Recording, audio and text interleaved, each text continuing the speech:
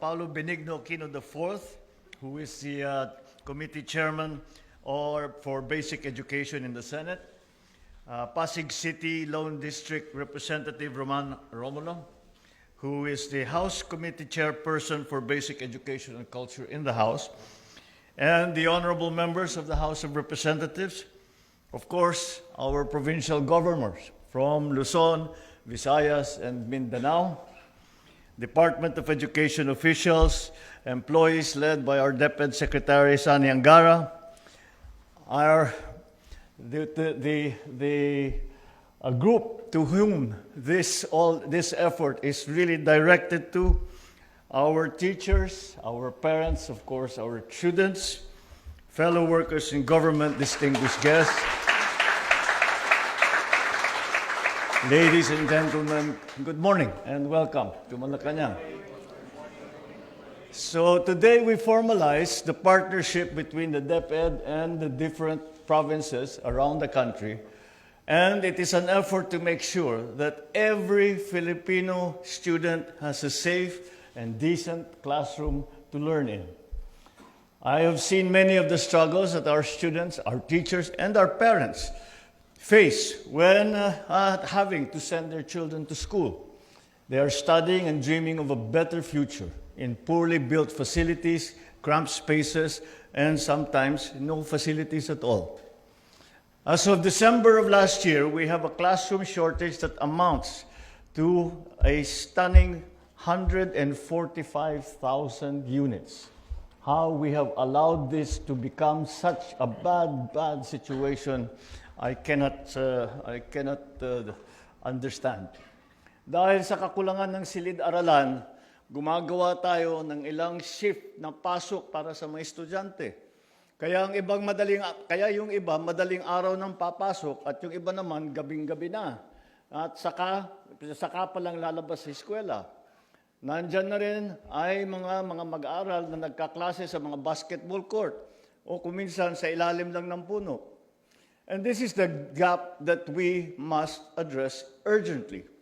It is the reason why this administration has been finding all kinds of alternative ways that we can immediately close this yawning gap. Because we cannot wait another 5 or 10 years to ensure that every student has a comfortable classroom. So we have initiated this partnership with the local government units. That is one of our strategies. We are changing the system because the process that we have now is much too slow. With this initiative, we can take a big bite out of that gap. And under this partnership, the DepEd will set technical standards, provide designs, and supply the funding for these classrooms. On the other hand, the LGUs will take the lead in their procurement and actual construction. Ang kakaiba nito, yung mga governor, naintindihan nila ito. Madalas ang national government nagbibigay sa inyo ng additional function, pero walang pondo. Well understood ng ating mga provincial leaders. Ito hindi. We are doing quite the opposite. You are being given an additional function. It is a function that you have actually asked for. Pero kami ang magbababa ng pondo sa inyo. So yung pondo ng DepEd, ang pondo ng DepEd para sa classroom doon sa lugar ninyo, imbes na idadaan pa sa national government hanggat maaari, basta't kaya naman ng LGU, karamihan naman ng ating probinsya ay kayang-kaya magpatayo ng classroom, ay sa inyo na ida-download ang pondong yan para nakakatiyak naman tayo. Ang sabi ko nga sa kanila, sa lahat, sabi ko, paano yan? Baka magka-problema ulit sa ghost project at saka sa substandard. Sabi ko, hindi uubra yan pagka sa LGU. Hindi uubra yan. Dahil ang tao mismo ang kaharap ninyo. Pagka hindi magandang gawin ninyong trabaho, sisitahin kayo. Araw-araw kayo, gabi-gabi kayo kakatukin sa bahay ninyo. Sasabihin, ayusin ninyo yung problema.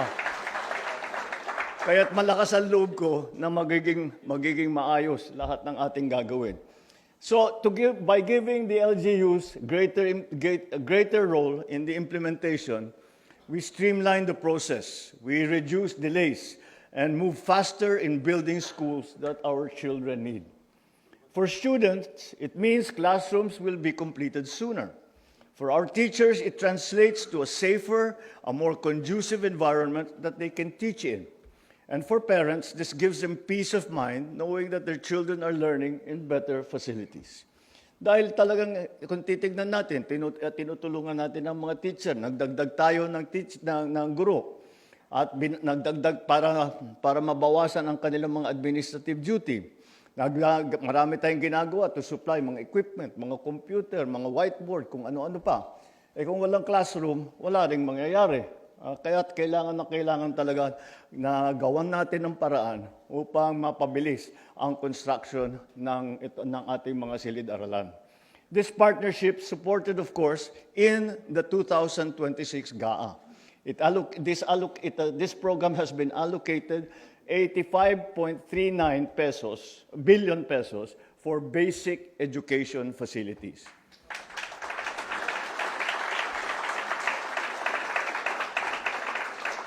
Through this MOA, we are ensuring that these funds translate into tangible results through a strict performance-based framework.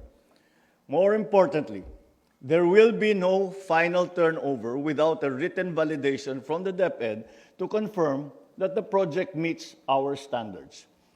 Ladies and gentlemen, we must practice full transparency in implementing this MOA, or any government project for that matter. The challenges that hound our education sector are immense. But now, we have the opportunity to correct at least part of those problems to help our students learn in a better environment. So the first tranche of the nationwide classroom construction program, we have programmed 9.6 billion pesos for this new program. And of this fund, 4.1 billion pesos is allocated for our provincial governments for the construction of approximately 1,200 classrooms. The DepEd will also procure about 2,800 prefab classrooms with an estimated value of more than 5 billion pesos. In total, the first tranche will deliver 4,000 new classrooms nationwide, which we hope will directly improve the daily learning and teaching experience. The DepEd is also working on PPP partnership schemes to help build the classrooms that we need to bring us closer to bridging this gap. Ngunit, upang maihanda ang ating mga mag-aaral sa hamon ng mundo, kailangan din natin pagtuunan ng pansin ang pagkakaroon ng sapat na koneksyon ng internet sa ating mga paaralan. Sa kasalukuyan, halos 34,000 pampublikong paaralan na may connectivity na sa internet. Ganun pa man, meron pa rin mga paaralang wala ring koneksyon at mayroong ding umaasa lamang sa mobile data. Hangad natin makonekta ang mahigit 14,000 paaralan, kabilang ang mga unserved at saka underserved schools, lalo na sa mga malalayong lugar. Kasabay ng pagbubuti ng ating mga pasilidad at koneksyon sa internet, pinapalakas din natin ang mga learning recovery program para sa ating mag-aaral. Sa ilalim ng ARAL program, nakikita na natin ang pagbuti ng kakayahan sa pagbasa at pagkatuto ng mga bata. Kaya pinapalawak pa natin ito. It's only the beginning. We will continue to provide all the support that our children need. Mga kababayan, naniniwala ako na kapag nagtutulungan ang pambansang pamahalaan at ang lokal na pamahalaan, mas malinaw, mas mabilis, at mas ramdam ng mamamayan ang resulta, lalong-lalo na sa edukasyon. And that is why I have pledged that for the remainder of this administration, we will prioritize, first priority will be education.